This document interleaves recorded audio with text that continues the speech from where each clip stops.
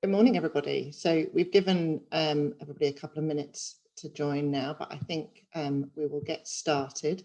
So thank you all very much for joining us. My name is Helen Power. I'm one of two policy and external affairs managers at CLES, and I'd like to first of all thank you very much for joining us today for this, which is the first of three conversations that we at CLES have convened with our fellow travellers on the journey towards economic, social and climate justice. My colleague Amy is just about to post links in the chat to the rest of this series. So if you've not had the chance, please do book onto those. But joining me for today's conversation, where we're going to be looking at the relationship between community power and community wealth building, is Adam Lent, who is the Chief Executive of New Local, and joining him is Tom Lloyd Goodwin, who is CLES's very own Policy Director. And I'm going to give them both kind of more fulsome introductions in a bit, but first I have the housekeeping to get out of the way. But thankfully, because we're on Zoom, it's relatively straightforward and therefore relatively short. So first of all, we are recording today's session, and since you've registered, we will send you a link to that recording as soon as it's available. We also would like you to feel as involved as you can be on a Zoom webinar, but we have about 200 people registered today. So if you use that chat function box as well to introduce yourselves and to say where you're from, then we can at least feel like we're sort of in a room, even though we're not in a room. And finally, we'd like this to be as interactive as possible. So if you have questions for Adam or for Tom or for both of them, please use the Q&A box, which is at the bottom of your screen, to pose those questions. And we've put on a facility there where you can upvote and comment on each other's questions too. We find that really helps to kind of keep debates lively. So use that facility if you can. Just to give you a sense for how we're going to run the next hour or so, in a minute, I'm going to just begin proceedings by talking through some of the context behind today's event. And then I'm going to ask Tom and Adam each to present for about sort of 3 to 5 minutes about their respective views of the role of community power in delivering better local economies. And then after that, hopefully I'm going to get a bit further into some of the nuances of that debate and just ask them a few more questions. I will not be grilling them as hard, I don't think, as Matt Hancock is being grilled at the moment, but hopefully we'll get a little bit further into it that way. And then finally, we should have some time to take your questions, and we're aiming to wrap up at about 12 o'clock. So we shall get on with things. Some context. First of all, so in 2019, New Local, who were then known as the New Local Government Network, first published The Community Paradigm, Why Public Services Need Radical Change and How It Can Be Achieved. And it was written by Adam Lent and Jessica Studdert. And they released a revised edition earlier this year, which has reflected on some of the changes since the arrival of COVID-19. In that paper, Adam and Jessica proposed that we're entering into a new phase for the delivery of public services. So in their reading, both the municipalist era of public service delivery and the market-led era of public service delivery have been discredited by history. And they say that the future will see a paradigm shift whereby public services will be commissioned and delivered by communities working in partnership with the state. In 2020, CLES published a response to the community paradigm, which they called An Economy for All, the Role of Community Power. And this provocation, which was written by Tom Lloyd Goodwin and CLES's Chief Executive Neil McInroy, argued that the state, in conjunction with communities, but the state remains the most suitable vehicle for delivering public services. And that communities can and certainly should be empowered to take greater control of their local economies, but that the best vehicle for doing that is through a wider ownership of local businesses. So the two organisations then kind of had a further exchange around those themes in public. So they did it in Stir to Action magazine, which was in the first half of 2020. And they used that, I think it's fair to say, as an opportunity to elaborate slightly on their argument. And in that process, reach something of an entente cordiale, whereby they concluded, I think my reading is that they agreed on more than they disagreed. Now, this session is an attempt to explore and consolidate, hopefully, that agreement a little bit further, but also to spend some time really getting into the meat of any kind of remaining points of difference and starting to try and understand exactly where they come from and what their root is. In particular, we're interested in CLES at understanding more about how the notion of community power and the community paradigm relate to CLES's work on community wealth building. So as I said, I'm now going to ask Adam and Tom to put forward their cases with a much more in-depth exploration of the issues that I've just kind of skirted over. And then I'm going to attempt to delve a little bit deeper by putting your questions to them. So please don't forget to post those questions into the Q&A box below. But we're going to start with Tom, and after Tom's spoken, I'll introduce Adam. So Tom, Lloyd Goodwin, is CLES's Associate Director of Policy. He completed a PhD in political theory in 2009, and since that time he's worked with numerous organisations across local government, academia, the NHS and the voluntary and community sector. In those roles and at CLES, Tom has delivered an array of local economic development and health policy projects focused in particular on addressing poverty, fostering social inclusion and promoting public health. Tom, over to you. Thanks, Helen, and good morning, everyone. Yeah, really delighted to be here today to have this conversation and discussion. I think, let me start by saying, I think CLES, I guess, in terms of our view on community power, we take a broad view of community power. I think it's fair to say, and we believe, I guess, that we need to see the state, and particularly the local state, working together with the community as equal partners. Like so many, we've been really heartened by the recent rise in community power, particularly in response to the pandemic and the many acts of kindness that we're seeing taking place out in our local communities.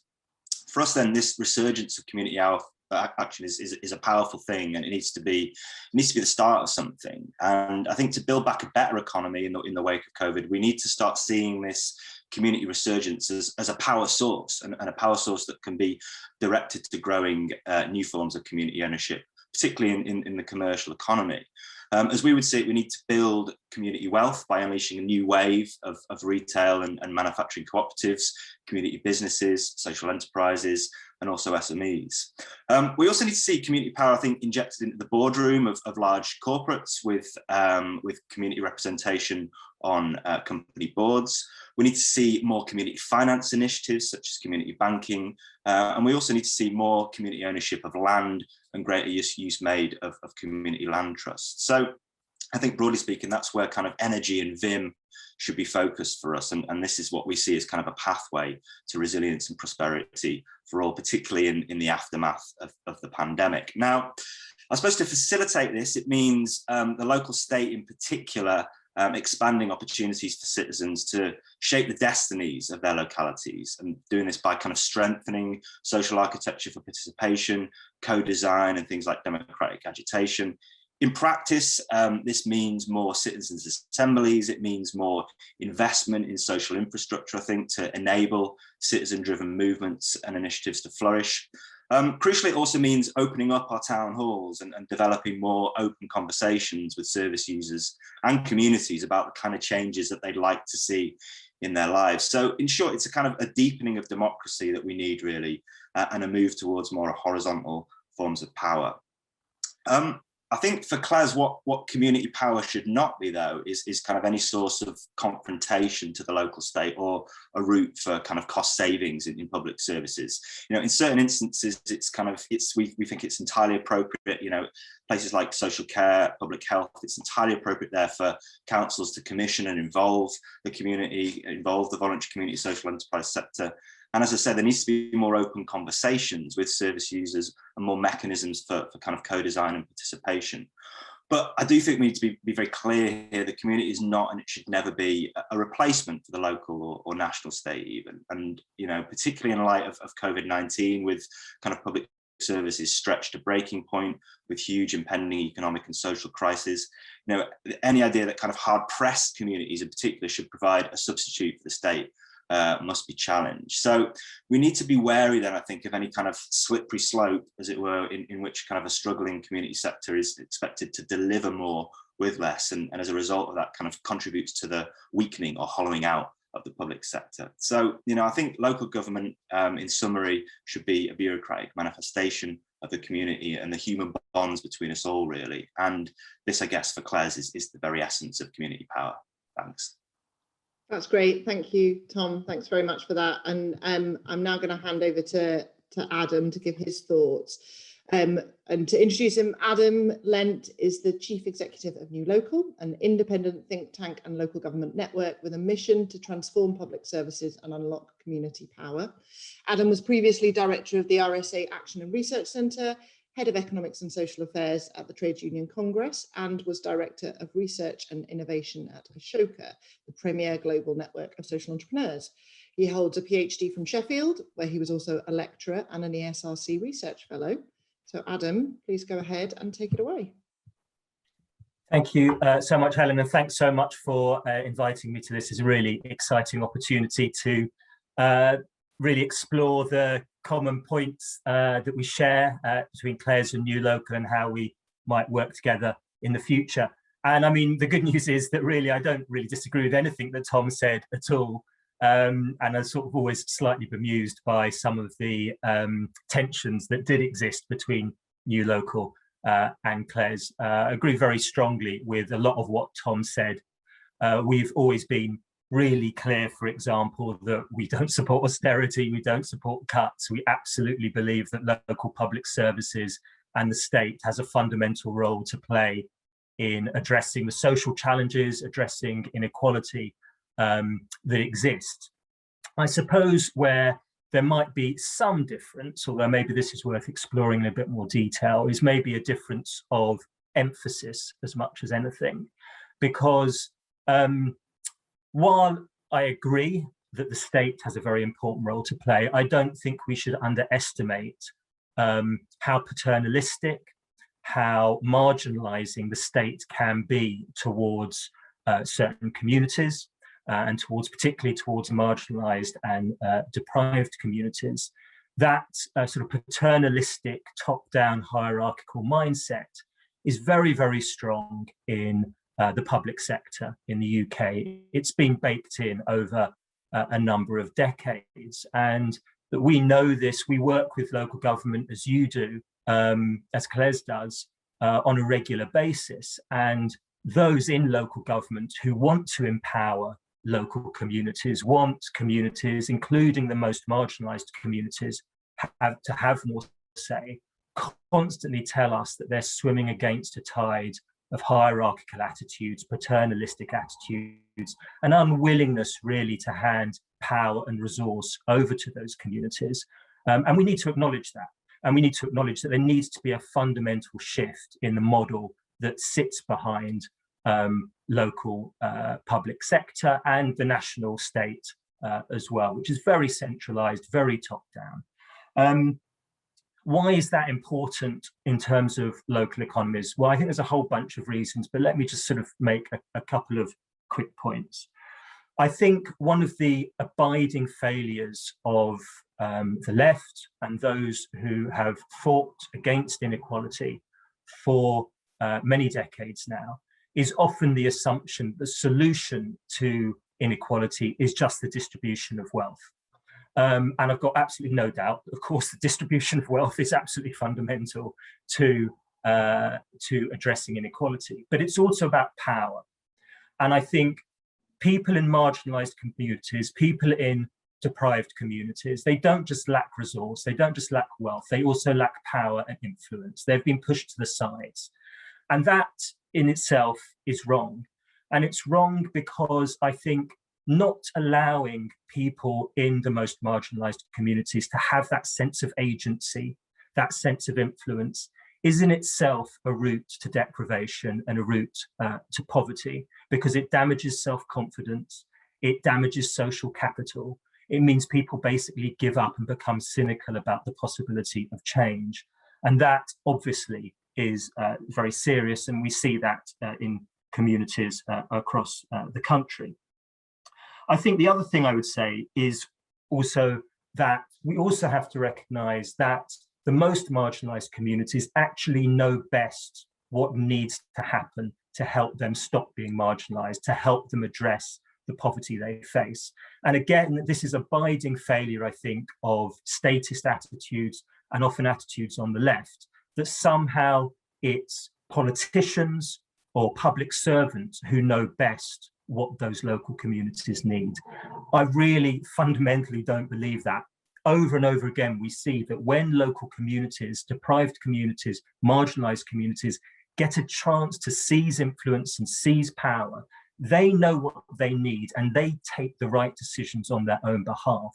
So giving them that power, shifting away from that paternalistic and hierarchical mindset is absolutely key in that regard. Absolute final point I would make, and it sort of amazes me really that this is so overlooked by those who really do believe in a more equal society. The period of the greatest equality that we had in the UK was obviously the period between the end of the Second World War and the 1970s. But it was a period that lasted for about 30 years. It lasted about a generation. It was very short-lived. And it was pretty easy for the New Right and Thatcher and others to come in and launch a project which has really been going on for a number of decades now of undermining and chipping away at those elements that were put in place in the post-war period.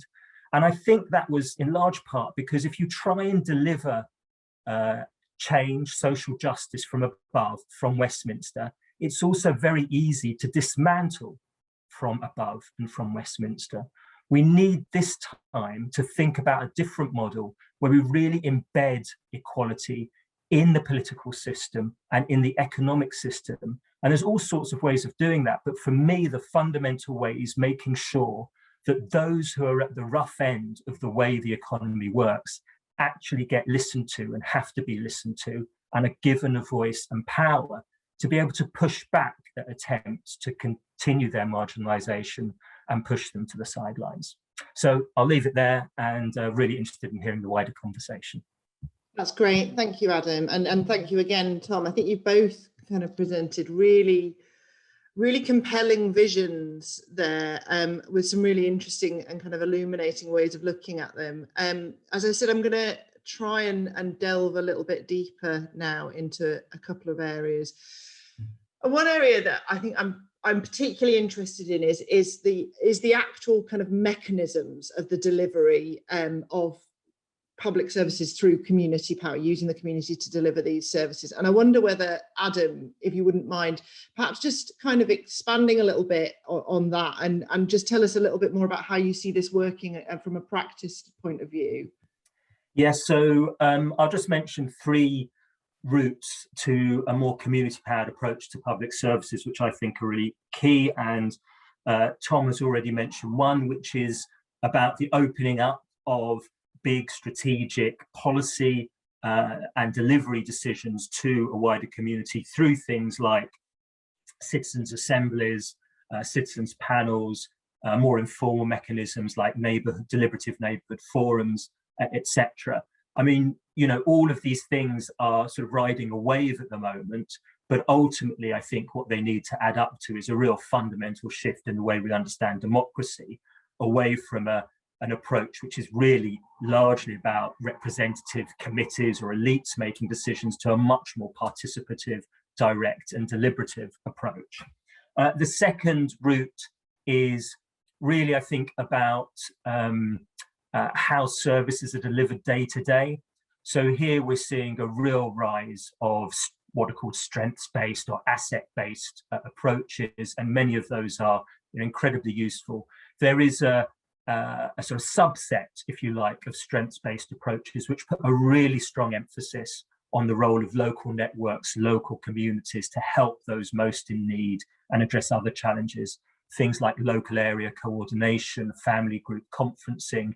We would really emphasize those as being really fundamental. And then the third route I would really mention is the importance of culture change.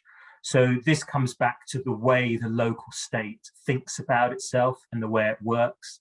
And here it's about really dismantling that paternalistic culture, but also the market culture, which of course is very strong in local public services and has developed over the last 40 years, dismantling those sort of top-down transactional cultures, which are very powerful in the public sector, and replacing them with a much more collaborative, community-led type approach to thinking about how services can be delivered and how the local state runs, basically.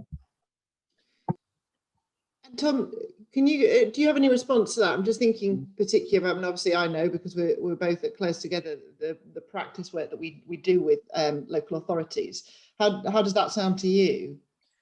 It's good, yeah. I mean, I think again, like Adam says, there's a lot of crossover here. You know, I think the point about devolution, kind of, you know, Adam mentioned kind of the top-down stuff that we're seeing from Westminster. Of course, we need to change that. You know, and kind of, as you mentioned, the opening up of the town hall is kind of another fundamental point. I think we agree on that. You know, the day-to-day delivery of services, again, you know, I think through those open conversations, we're seeing a lot of great work in practice around that. You know, we've come across great examples recently in Knowsley, in Wigan, in Newham, for example, of this being done really well. Kind of Newham, for example, have commissioned the community to run a dementia cafe out in the community. That's kind of, you know, so it's not just kind of like a top-down approach to kind of how you deal with dementia. They're doing that out in the community.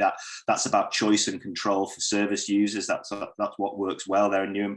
Also, kind of, you know, one important caveat there in kind of Newham is that they're, you know, notwithstanding the kind of financial pressure that we're seeing on local authorities at the moment, they're ensuring through that commissioning process that memory cafe is paying the London living wage. So I think that's kind of that's really important. So I think, yeah, we're seeing it really kind of out in communities as and that relationship as Adam describes it. I suppose one bit that I wanted to maybe dig into is, I think, you know, we're on board with lots of this, but I suppose where there might be a bit of divergence is that kind of is the bit in the community paradigm paper where you talk about this idea of community commissioning. You know, the kind of that real, it's the kind of like it's like at the far end of what you're saying. It's kind of like maybe a kind of look into the future at what might be possible. And again, you know, I think to some extent we support that idea. We see it already, of course, with things like personal budgets and direct payment, people kind of making their own micro commissioning decisions about what they need. And in some instances, people getting together as a community and making decisions about that.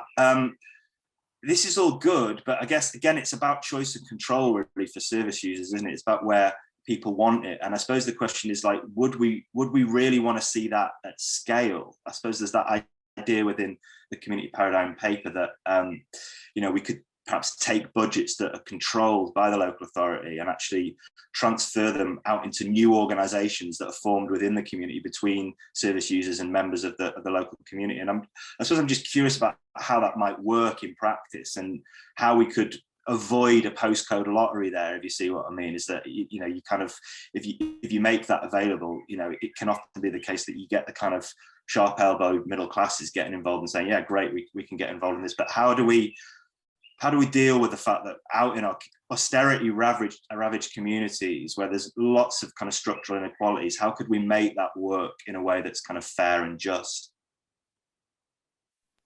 Adam, do you want to come back on that? Yeah, sure. I mean, just a point, because this is often made about how this might empower the sharp-elbowed middle classes. I mean, one point to make in response to that is the sharp-elbowed middle classes already have an enormous amount of power in the system as it currently is. In fact, they make up most of our political class. So I don't think that we're risking moving away from some sort of egalitarian utopia here. My view is that community power done well can actually make sure the sharp-elbowed middle classes don't have the influence they currently have in a top-down hierarchical system. I mean, I'll give a really practical example, actually, of where community commissioning, I think, is working in a really interesting way. So Essex County Council has recently set up a really interesting new initiative, radical new initiative, where they've established a charity outside of the council, and they're gradually handing over their entire drug and alcohol recovery budget to that charity. And this is county councils. So this is a big multi-million-pound budget that is designed to help people who are suffering substance misuse. Now, what's really interesting about that is that that charity is itself going to be not entirely, but very largely controlled by people in recovery themselves. So it's fundamentally saying, it's a sort of community power idea here, that people who are in recovery themselves, that network, that community, know best how to run a service that is about helping people trying to recover. Now, for me, that's at the heart of it. It's understanding that the knowledge, the intelligence, the assets exist within the communities that most need that service. And I'll just make a very quick point as well in response to what Tom said there, because I hear this as well, that somehow deprived and marginalized communities, don't have the assets or the skills or the ability to make these decisions on their own behalf. That's simply not the case. I'm not denying that they may not need support and encouragement and capability building. Of course they do. But once they've had that, they absolutely have the skill, no matter how much they've been hit by austerity, to make those decisions. I mean, I could talk endlessly about a great example, Ambition Lawrence Weston, very deprived, very marginalized community that has really taken control of their local area, often at the beginning with opposition from the local council. The local council is now very supportive, but originally opposed what they were doing. Take a look at it online. It shows entirely how a deprived, marginalized community, absolutely, with the right support, has the skills, the abilities, the assets to really start turning things around for themselves. Thanks, Adam. Tom, did you want to come back in?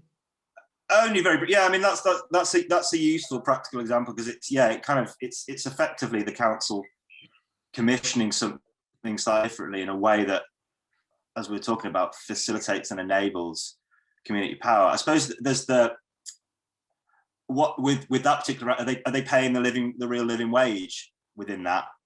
Because that can often be the kind of the downside. It's like, you see it in areas like Newham, where they're kind of insisting on that. They've kind of, Newham's a kind of, I suppose, we would call it a community wealth building council, and they kind of apply a political economy lens to kind of all of their decision making.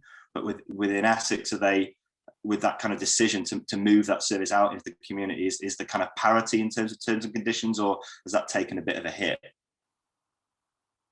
I mean, I honestly don't know, but I mean, obviously, my hope is that they would be doing that. And of course, at New Local, we would argue that anything moved out into the community, obviously there can't be a reduction in terms and conditions. But I don't think that as a principle in itself can be seen as an obstacle to actually taking a much more empowering approach to giving marginalized communities a real opportunity to secure influence and voice over the services they receive.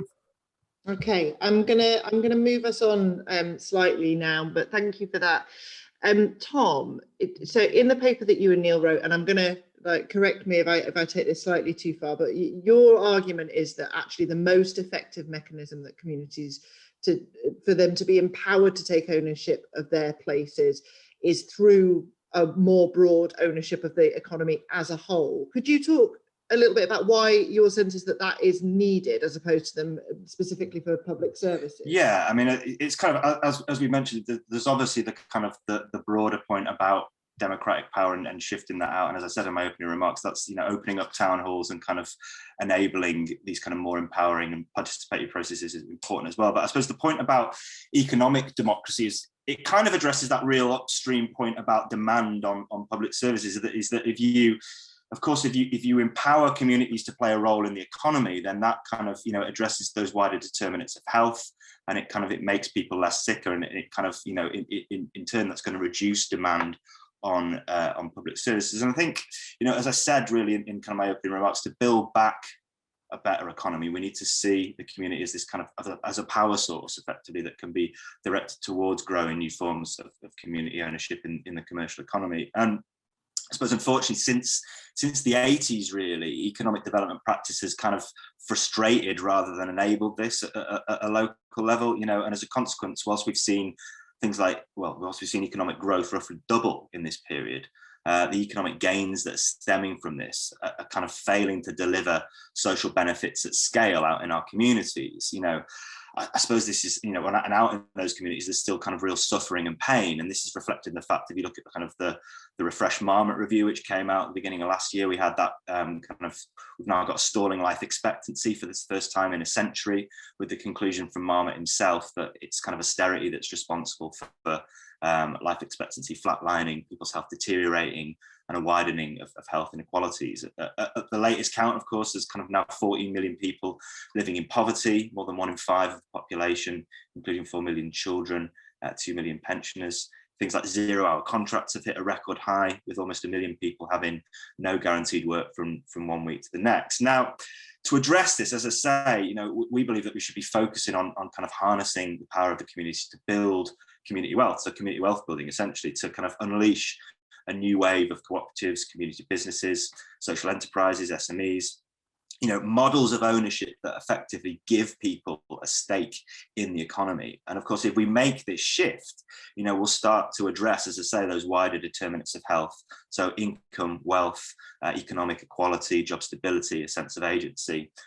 And of course, if we do this, as I said again, it'll make people less sick, and demand on our public services will then reduce. So we'll address this problem of kind of rising demand that in part, I guess, creates some of the rationale for more community delivery of public services. So I guess, as I said at the beginning, this is where we think the re-emphasis for community power should be, and it's about empowering communities to take the economy on as we rescue, recover and reform in the wake of COVID. Yeah, Adam, do you have any thoughts on that? I think it kind of, I don't want to sort of simplify it too much, but it almost kind of sounds like what Tom says, that it's like we're sort of starting in the wrong place when we start with public services. I wonder what your thoughts were on that. Yeah, I absolutely have some sympathy with that view. And New Local, we're focused on public sector, and that's where we started on this journey. But I think actually, since we published the community paradigm, we are really, very keen and have begun to understand really how community power needs to fit into a much wider vision of economic and social and political change for the whole country. So, no, I absolutely agree with Tom that there's an absolute fundamental need to address those social determinants of ill health and the other problems that create demand. I actually think that community power, a community powered vision of public services, can play a really important role in that, because actually a community powered approach naturally takes you towards addressing social determinants. Because actually, when you talk to communities and put communities in the driving seat, particularly marginalised communities, they'll immediately start talking, well, not immediately, but sooner or later, they will start talking about things like housing, things like local jobs, things like transport networks, whether they can get to jobs and get to the city centre and those sorts of things, get to sort of places where the jobs are. So all those issues do tend to rise once you put communities in the driving seat. The other thing we'd say, and this is more just a question, and it'd be sort of interesting to explore further with CLES, but I think community wealth building vision is totally spot on, completely agree with it. I think it's really interesting to try and set that vision, and maybe this has been done or is being done, set that within a wider vision of, a national economy that is much more localized. So actually, how do you develop a vision for a national, maybe even a global economy that actually really values the local? Because at the moment, we tend to value global trade, big corporates, big sort of multinational corporations. They're the ones with the power and influence. How can we rethink economics and economic policy so it's really about nurturing local trade networks, local supply, local demand, and local business to grow? Yeah, that's great. I mean, it's interesting actually that you speak about kind of realizing that there's kind of a broader sense of community power. I suppose we've come to the conclusion the other way, I suppose. Well, I mean, we're certainly doing more work on the other way now. It's like when in our response to your paper, we were thinking about, the economic democracy point. We're now thinking about in this need to shift what the state is about. So and we would characterize that as kind of like we need to move towards a new municipalist approach. That for us is kind of like the dream. And we've done a lot well, there's certainly encouraging moves in England and then further afield, particularly in Scotland, around kind of adopting a community wealth building approach to democratise the economy. Of course, you know, in the UK, you know, as you rightly point out, there's a lot more to be done in terms of how we open up the halls of power to enable those kind of conversations. And that, you know, that's almost the bigger piece of work that well, they're both big pieces of work, but there's arguably less that's been done on the kind of on the PowerPoint and enabling those kind of more horizontal forms of power. So yeah, that's interesting. It is interesting, and it also gives me an opportunity to plug the next webinar in our series of webinars, which is on the 21st of July and is with Laura Roth from Barcelona on Comu. Who's going to be in conversation with my colleague Ellie Radcliffe specifically about the intersections between new municipalism and community wealth building and the feminisation of politics. That is the opening up of those routes to power. Okay, I'm gonna ask you one more question, and we will hand over because we're having some really good questions in from the floor.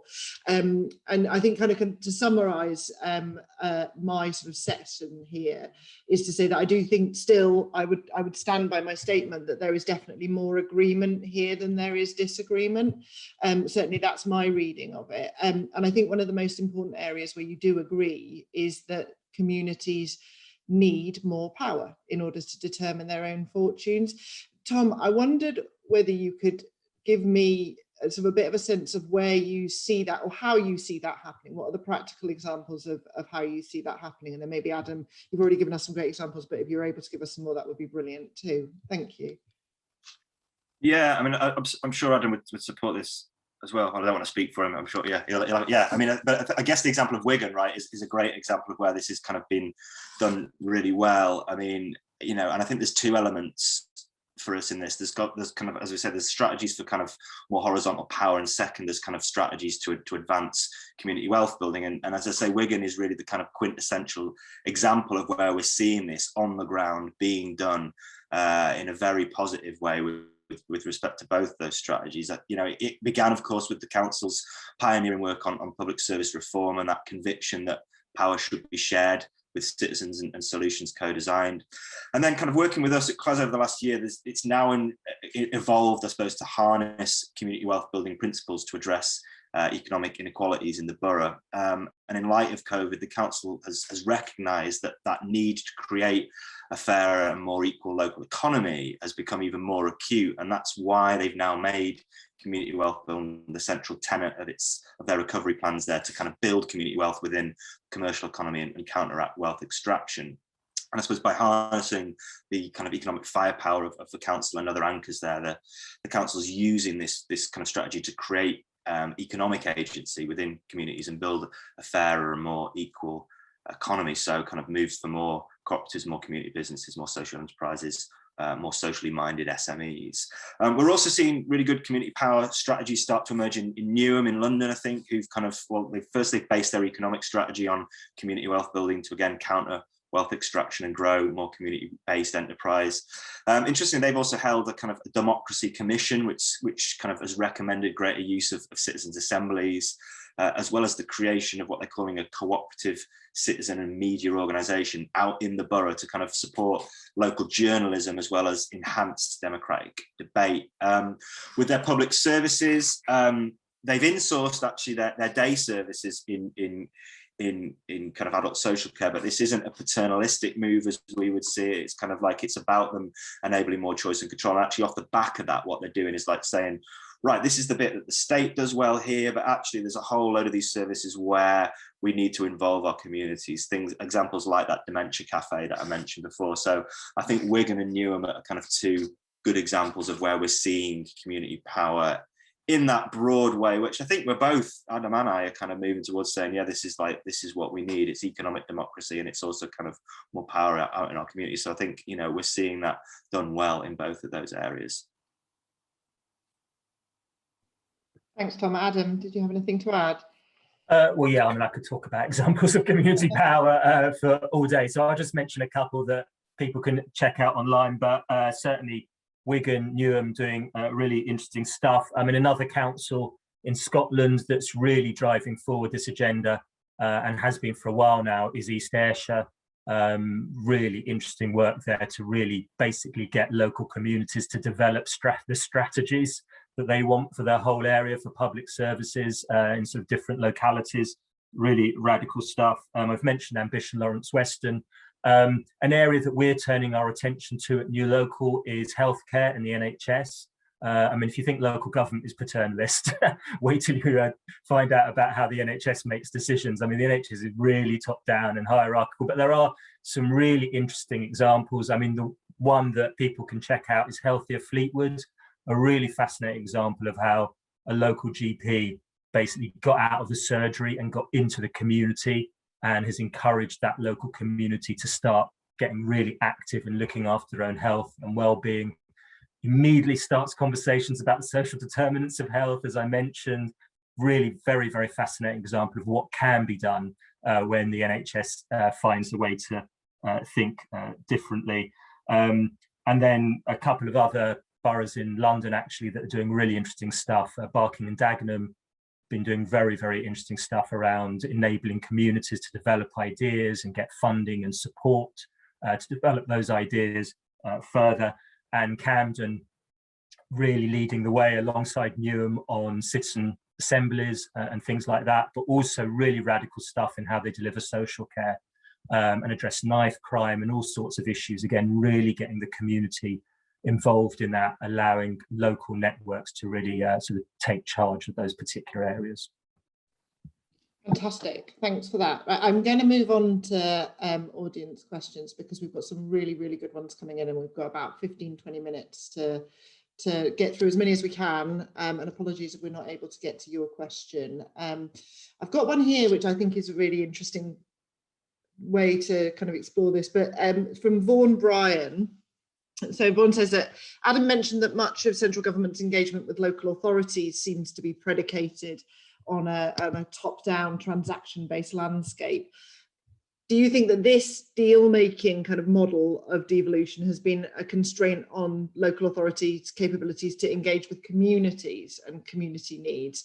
And what are your thoughts on integrating those kind of tenets of community power into devolution and into the devolution process?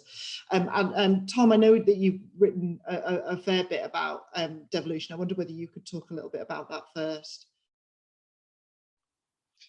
Yeah, it's a really good question. Yeah, I mean, I think that's so often the problem with kind of devolution as it exists today in the UK, as it is. It's framed by this deal-making process that's kind of basically on central government's terms. It's defined by the Treasury and it's defined by an economic model that's kind of prescribed by the Treasury. And as a result, you know, it's kind of it just sets up competition between local areas. And then in terms of kind of how that plays out economically, it's kind of, you know, it's then about just trying to bring in inward investment and kind of use property to kind of prop up the local economy. And there's no discussion really with communities right and all of that. It's kind of, it's completely exclusive in terms of what it's delivering.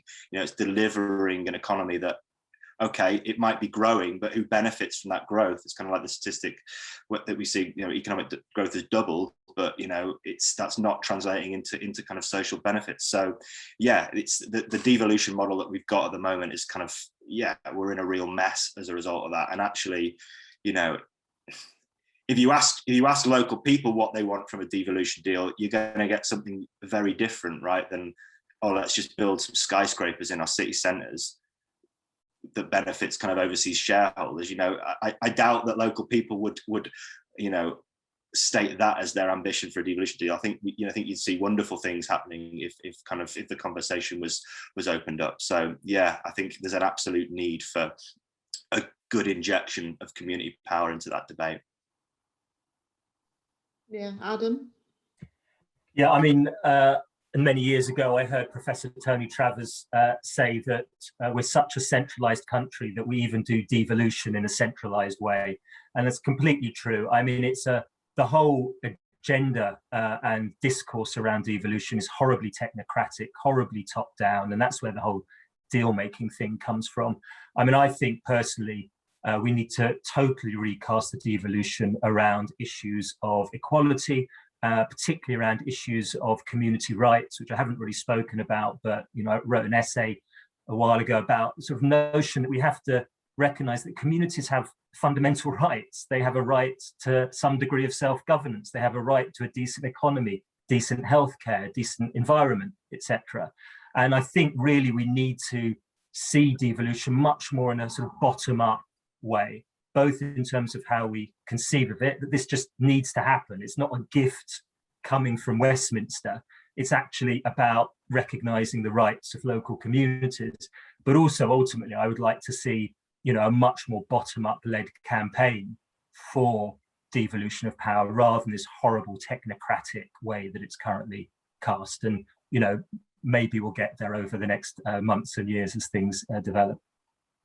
I think that's really interesting. And so I have to be a little bit careful here because we have a number of people from CLES on the call and a number of people from CLES asking questions. And there's accusations of nepotism can only could stretch quite far if I were to ask all of the CLES questions. Don't go there, Helen. But we have got one here which I think is particularly interesting. That's from Sarah Longland, who's our new CEO, who joined us this week. And she's kind of asking, which is related to the last question, but I think is also a kind of interesting way of looking at, is that do the existing systems of representative local democracy need to shift in order to facilitate relationships between communities and the local state?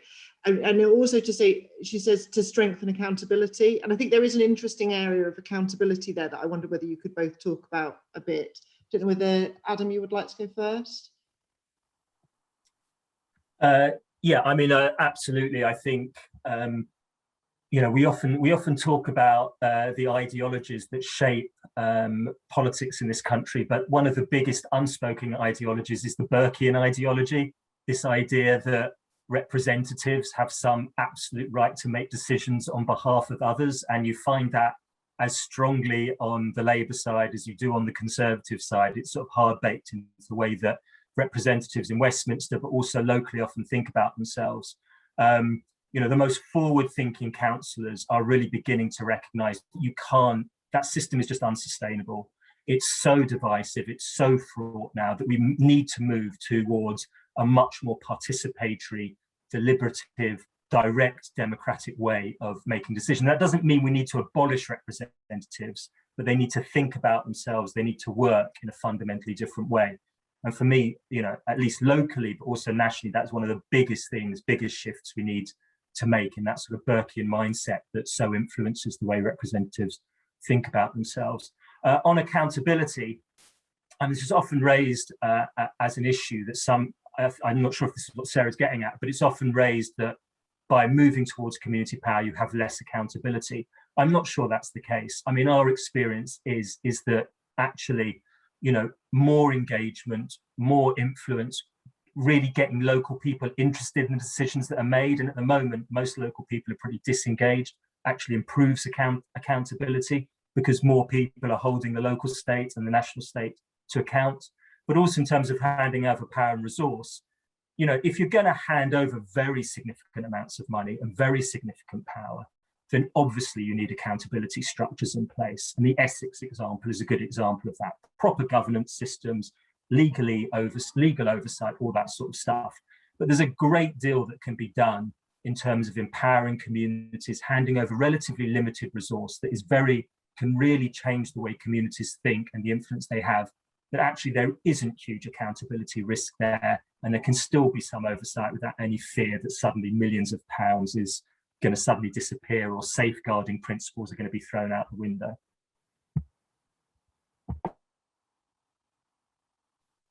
Tom, did you want to answer that? Not much to add to that, really. Yeah, I think it's kind of like Adam mentioned. It's the you know, obviously we want kind of more participatory. We want more deliberative forms of democracy.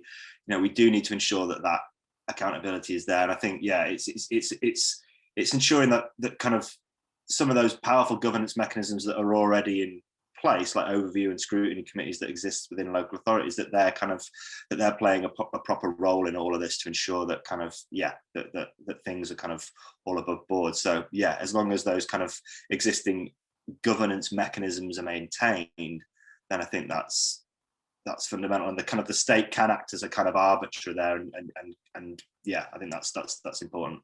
Yeah. I've got a good question here, I think from Ian Chambers.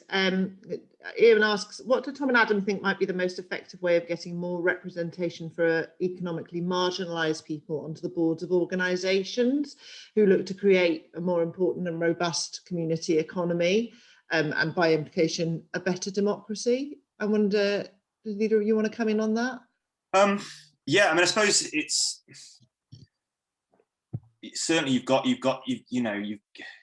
convince companies to do this, right? And I think, one, you can use there's a potential mechanism through the local state to ensure that kind of in any commissioning of procurement of goods and services that kind of exist at the state level, that that could be built into it, some kind of pressure through that mechanism to encourage more community participation and the participation of marginalized groups within company boards. I think that could be a potential way of doing that. And then obviously, if you're able to do that, then that starts to kind of set a precedent and starts to kind of influence, well, you'd hope that would start to influence organizational behavior in the wider commercial economy off the back of that. So that would be a potential way of doing it, I think. Adam, I don't know whether you've got any thoughts on that. Well, the only thing I'd say is that I think, there's probably a lesson here from those councils that are really trying to engage with the most marginalised communities. You can't just simply go in and say, would you like a place on the board? We're going to create a space for you. It's about building trust, and it's about giving those marginalised communities and convincing them that this isn't some sort of token thing, that actually, they're going to have real influence and real say, and taking the time to build those relationships. And part of that comes back to what I was saying about shifting the culture of organisations, the way they think, the way they engage. My general view of getting sort of marginalised representatives of marginalised communities on the boards of anything is, I'm not against it, but it can be very tokenistic.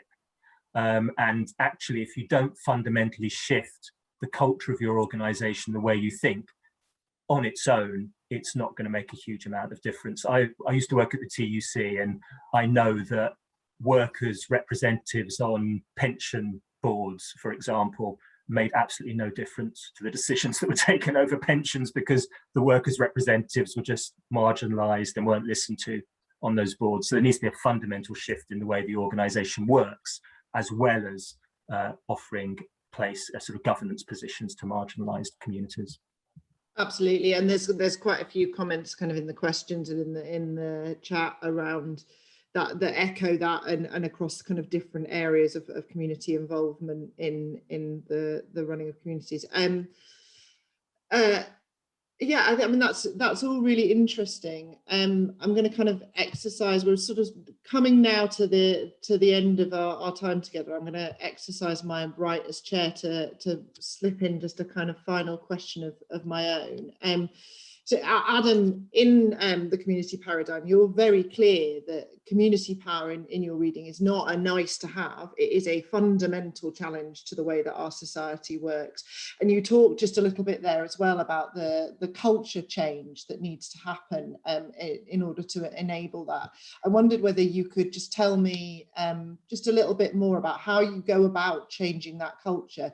And in that, I guess the question is, how fundamental is this change? Is it really a paradigm shift? Is it that fundamental? And I'd be really interested to hear you and that perhaps could be kind of your closing remarks, and then Tom, I'll move to you for your closing remarks, if that's okay.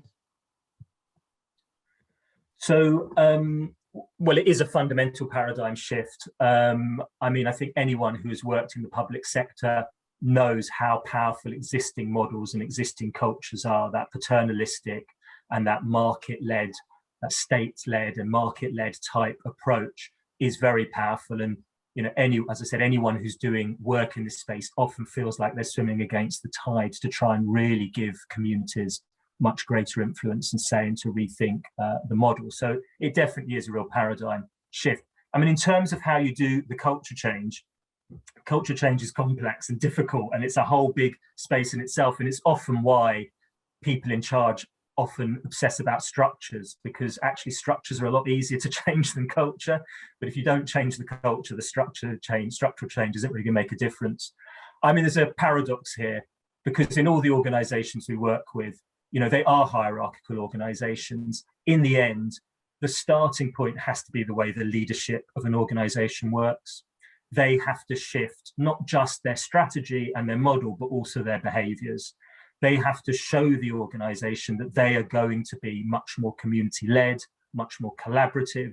They're going to give much more autonomy to the front line, which is a really important aspect of delivering community power. And they have to be really consistent and persistent about that. Culture change does not happen overnight. It takes years. And a leadership, and this is what we saw in Wigan, this in some ways is the big lesson from Wigan. That people at the top of the organization mustn't give up on saying, we are changing the model of the way this organization works. And they need to go on about it till almost they feel physically sick, because then they'll know that people are starting to listen, and it is starting to change the DNA and sort of the model of the organization. But that's where it starts. It's sort of paradoxical because you're trying to get away from hierarchy. But within a hierarchical organization, it has to start there, and it has to be ultimately co-produced that everyone within an organization really feels ownership of a major shift. Okay, Tom, I'm going to limit you to 1 minute 90 seconds, but if you could just respond to that maybe and just sum up and then. Yeah, I'll try and do all of that. Yeah, no, I mean that's been great, and I think we wouldn't deny the kind of the extent to which this involves big cultural changes. We're seeing good progress on kind of the economic democracy front. In those kind of community wealth building councils that we're seeing across the UK. The bigger challenge for us is, I think, about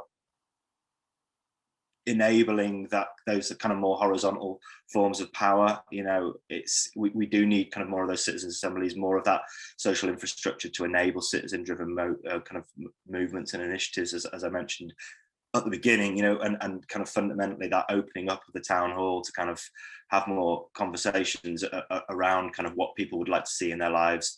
Whether that's a true paradigm shift, I don't know. It's a big change, but is it a paradigm shift, or is it actually a modification of the state paradigm and a move towards a new municipalism, which is not it's not throwing the state out, right? It's modifying the state. Whether that's a true paradigm shift, I don't know. It's kind of an academic debate, right? Which the fundamental, the really interesting thing is that I think, we agree that there's this need for economic democracy, but there's a need as well to kind of fundamentally shift how power operates within both nationally and the need for more devolution, but kind of at a local level as well, and that opening up of the town hall. Brilliant, thank you both. So I think we've reached kind of the end of our time, I'm afraid. I hope you agree with me that this has been a really interesting debate, really interesting, and so good to kind of really get into, like we said, the nuances there. And I think we delivered on that, although there's, I'm sure, plenty more that we could say. As I said earlier, we have recorded this session.